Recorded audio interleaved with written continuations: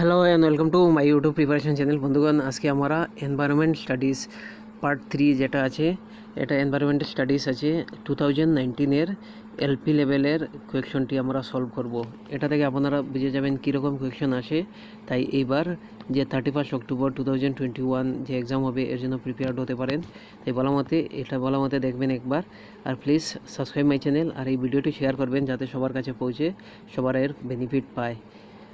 শুরু করছি। আজকে প্রথম কোয়েশ্চন যেটা দিয়েছিল আমি অনলি বেঙ্গলি এবং ইংলিশ কোয়েশ্চনটি ডিসকাস করব, বাকি আপনারা দেখে নিতে পারেন, আনসার আমি বলে দেব। কোয়েশ্চন নম্বর 61 যেটা ছিল বাংলাতে ছিল, একটি শক্তি পিরামিডের একদম শীর্ষের অংশ কি? মুখ্য উৎপাদক, মুখ্য উপভোক্তা, গৌণ উপভোক্তা, বিয়োজক বা পচনশীল। ইংলিশ আছে দেখো, the topmost portion of the energy pyramid is primary producer, option B primary consumer, option C secondary consumers, option D decomposer. So right answer is option C গৌণ উপভোক্তা বা সেকেন্ডারি কনজিউমার্স। মনে রাখবেন একদম শীর্ষে হলো গৌণ উপভোক্তা বা সেকেন্ডারি কনজিউমার্স, প্রথম হলো প্রাইমারি কনজিউমার্স, প্রাথমিক উপভোক্তা, প্রাথমিক উৎপাদক বা মুখ্য উৎপাদক বলতে পারি আমরা। কোয়েশ্চন নম্বর 62 যা এসেছিল, উদ্ভিদের কোন অংশটি জল বাষ্পীভবন হয়? পত্ররন্ধ্র, স্টোমাটা, ফল ফ্রুট, শাখা প্রশাখা, ব্রাঞ্চ, শিকড় বা মূলরে রুট বলি। ইংলিশতে আছে, which part of plant evaporate water? Stomata, fruit, branch, root. So right answer is option A পত্ররন্ধ্র বা স্টোমাটা। কোয়েশ্চন নম্বর 63, পরিস্থিতিতন্ত্রে বা বাস্তুতন্ত্রে শক্তির প্রবাহ হয় এক দিশাত্মক, দ্বিদিশাত্মক, বহু দিশাত্মক, উপরে দেওয়া কোনটি নয়? ইংলিশে বলছি আমরা, energy flows in ecosystem is unidirectional, bidirectional, multidirectional, none of the above. So right answer is option A unidirectional, মানে এক দিশাত্মক, মানে একদিকে যায়, উপর দিকেই যায়, নিচের দিকে আসে না। কোয়েশ্চন নম্বর 64, বন্যপ্রাণী সপ্তাহ উদযাপন করা হয় অক্টোবর 1 তারিখ থেকে 7 তারিখ পর্যন্ত, অপশন বি অক্টোবর 15 তারিখ থেকে 21 তারিখ পর্যন্ত, অপশন সি জুন 1 তারিখ থেকে 7 তারিখ পর্যন্ত, জুনের 15 তারিখ থেকে 21 তারিখ পর্যন্ত। ইংলিশ কোয়েশ্চন আমরা পড়ছি, wildlife week is celebrate on 1 October to 7 October, option B 15 October to 21 October, 1 June to 7 June, 15 June to 21 June. So right answer is option A 1 October to 7 October, অক্টোবরের 1 তারিখ থেকে 7 তারিখ পর্যন্ত। Question নম্বর 65 যা এসেছিল, নিম্নে দেওয়া কোন প্রজাতি শৃঙ্খলিত প্রজাতির উদাহরণ? ক্লাউন মাছ, স্বর্ণলতা, মাইক্রোহাইয়া লাইকেন। ইংলিশ পড়ছি আমি, which of the following species is an example of link species? Clownfish, cuscuta, mycorrhiza, lichen. So right answer is option C mycorrhiza. Question number 66 যা এসেছিল, গ্রিন হাউস এর প্রভাবের ফলে পৃথিবীর উপরিভাগের কী ধরনের বিকিরণ ধরে রাখে? বিটা রশ্মি, আলট্রাভায়োলেট রশ্মি, এক্স রে রশ্মি, ইনফ্রারেড রেইস বা ইনফ্রারেড রশ্মি। ইংলিশ পড়ছি আমরা, what type of radiation is trapped on the earth surface by the greenhouse effect? Beta rays, UV rays, X rays, IR rays বা infrared rays. So right answer is option D infrared rays. মনে রাখবেন confusion থাকে ultraviolet rays এবং infrared rays. So এটার right answer is option D infrared Reis.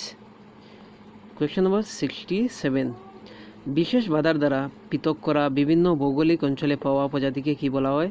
এলোপেট্রিক, সিম্পেট্রিক, সহোদর, উপরে দেওয়া কোনোটি নয়।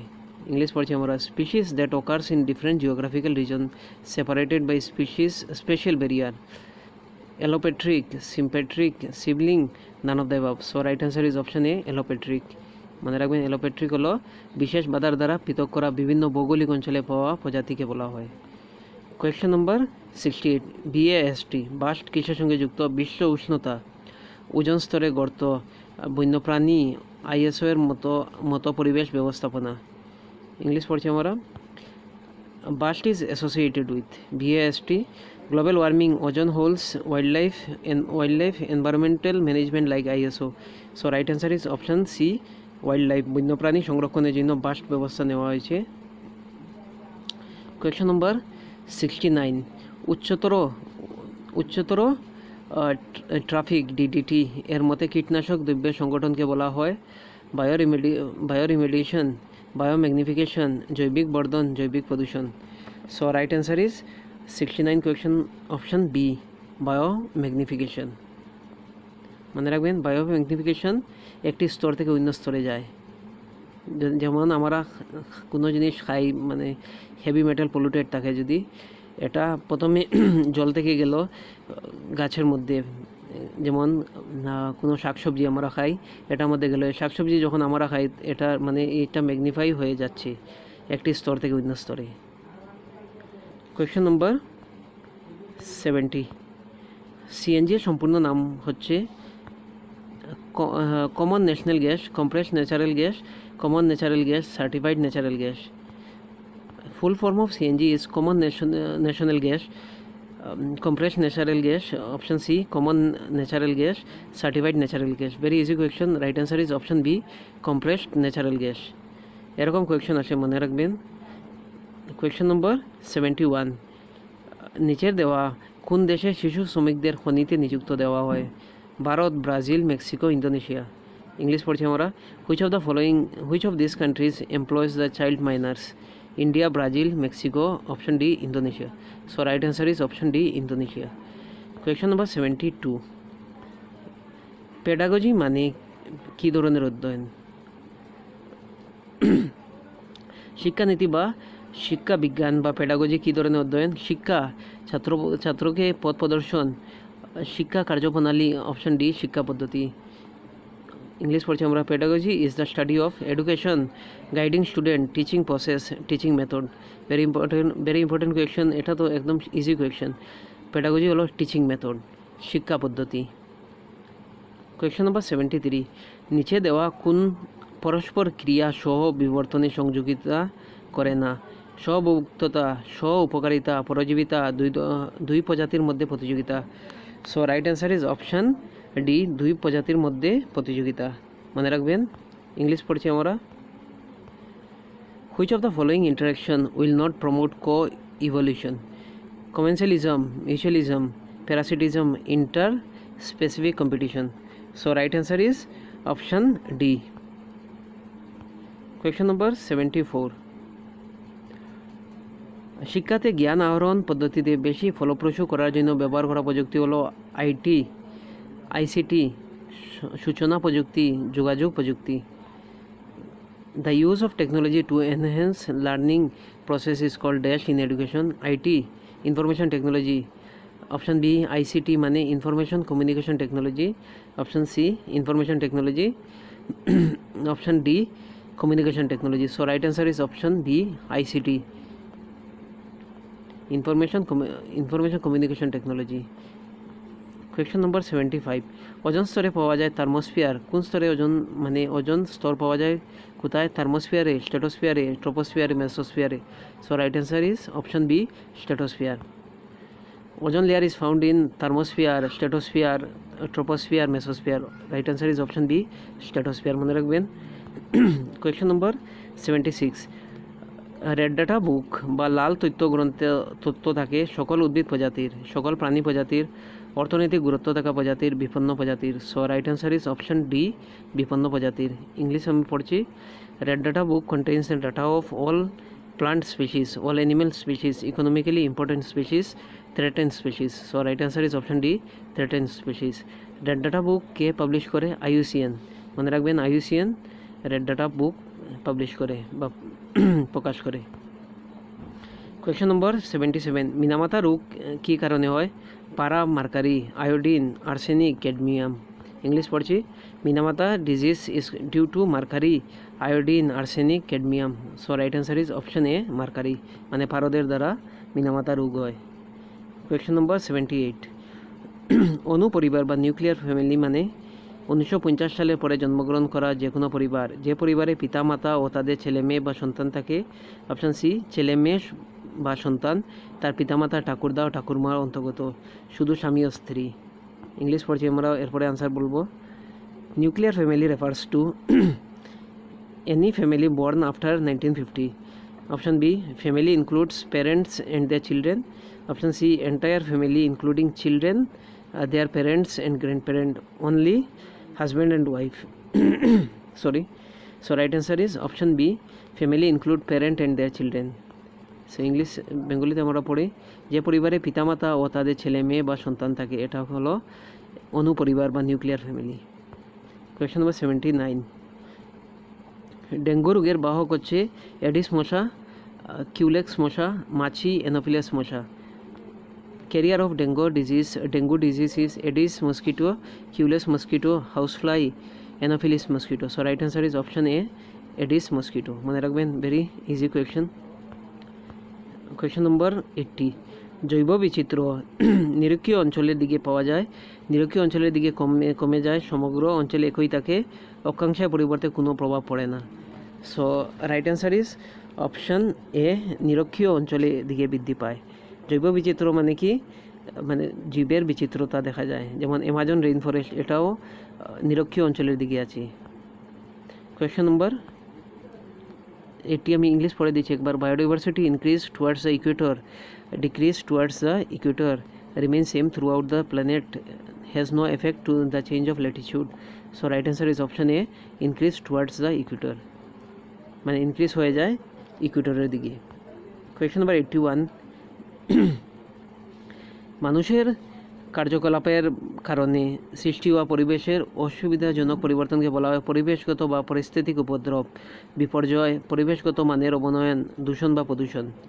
ইংলিশ পড়ছি আমরা, এরপরে অ্যান্সার বলবো। The unfavourable alteration of the environment due to human activities is termed as ecological disturbance, catastrophe, ecological degradation. Option D, pollution. So right answer is option D, pollution. 81-এর answer হচ্ছে pollution বা প্রদূষণ। Question নম্বর 82, নিচে দেওয়া কোন ধরনের আবর্জনা জৈবিকভাবে দ্রবণীয়? প্লাস্টিক, পলিথিন, কাঁচ, উপরে কোনোটিও নয়। Which of the following is a biodegradable West? Plastic, polythene, glass, none of this. So right answer is option D, none of this. মানে প্লাস্টিক তো বায়োডিগ্রেডেবল নয়, পলিথিনও নয়, গ্লাসও নয়। কোয়েশ্চন নম্বর 83, আঞ্চলিক ও স্থানীয় প্রজাতির বৈচিত্র্যের ভিন্নতার অনুপাত পরিমাপ তাকে কী বলা হয়? আলফা বৈচিত্র্যতা, বিটা বৈচিত্র্যতা, গামা বৈচিত্র্যতা, ডেল্টা বৈচিত্র্যতা। ইংলিশ পড়ছি আমরা। The ratio between the regional and local species biodiversity is measured as alpha diversity, beta diversity, gamma diversity, delta diversity.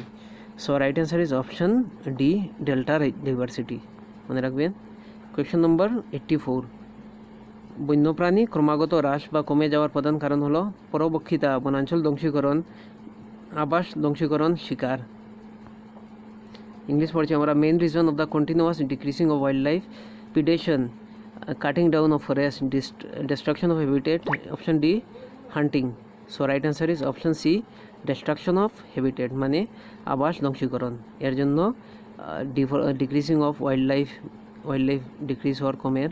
Question নম্বর 85, জনসংখ্যা বহন ক্ষমতা নির্ধারণ করা হয় ইহার জনসংখ্যা বৃদ্ধির অনুপাতের উপর, জন্মের হারের উপর, মৃত্যুর হারের উপর নির্ধারিত উপাদান থেকে।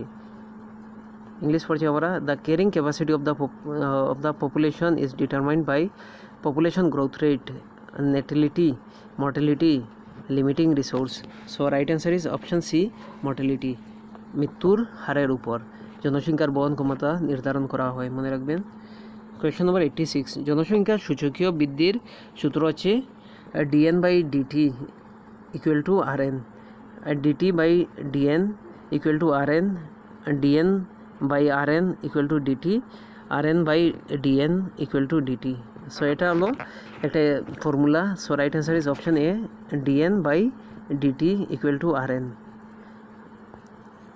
English পড়ছি। The formula for the exponential population growth is dn by dt equal to rn, dt by dn equal to rn, dn by rn equal to dt, rn by dn equal to dt. So right answer is option A, dn by dt equal to rn. Question number 87, নিচে দেওয়া কোনটি বায়ু প্রদূষক নয়? ধোঁয়া, smoke, carbon dioxide, nitrogen gas, sulphur dioxide. English পড়ছি আমরা। Which of the following is not an air pollutant? Smoke, carbon dioxide, nitrogen gas, sulphur dioxide. So right answer is option C, nitrogen gas. বাকি সবই হলো air pollutant. Question number 88, শক্তি নবনীকরণের উৎস কি? কয়লা, পেট্রোলিয়াম, উদ্ভিদ, uranium. Renewable source of energy is coal, petroleum, plant, uranium. So very easy question. So right answer is option C, plant মানে উদ্ভিদ। উদ্ভিদ হলো নবনীকরণযোগ্য, বাকি তো শেষ হয়ে যায়, যেমন কোল তো শেষ হয়ে যাবে একদিন, পেট্রোলিয়ামও শেষ হয়ে যাবে, ইউরেনিয়ামও শেষ হয়ে যাবে। So right answer is option C, plant. Question number 89, cement ফ্যাক্টরিতে কর্মরত কর্মীদের কী রোগ হওয়ার সম্ভাবনা থাকে? কর্কট রোগ, রক্তে কর্কট রোগ মানে লেকুমিয়া, অস্থি মজ্জ রোগ, bone marrow disease, asbestosis, cytosilicosis. English পড়ছি আমরা। Cement factory laborer are prone to leukemia, bone marrow disease, asbestosis, cytosilicosis. So right answer is option D, cytosilicosis. Today's last question, আজকে last question. সারি সারি করে লাগানো গাছের মাঝে কৃষি শস্যকে বলা হয়। সারি সারি করে লাগানো যে গাছের মধ্যে, মানে গাছ মাঝে মাঝে আছে, এর ভিতরে সারি সারি করে যে কৃষি শস্য লাগানো হয় তাকে কি বলা হয়? সামাজিক বনানীকরণ, ঝুম, টাইগা পদ্ধতি, কৃষি বনানীকরণ।